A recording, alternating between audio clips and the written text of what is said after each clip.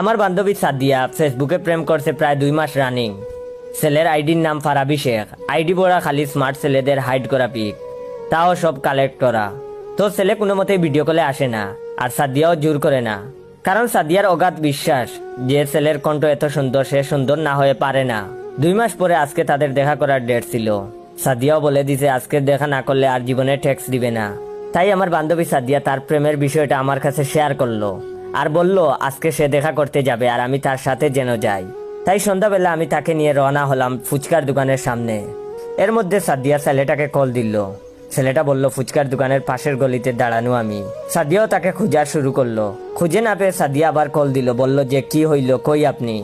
আর অমনি ছেলেটা ওর পিছন থেকে এসে চোখ ধরে বলে এই যে আমি। ভাই রে ভাই, ছেলেরে দেখে আমি বেহুশ। ওইটা ছেলে না ভাই, ওইটা বেডা ছিল।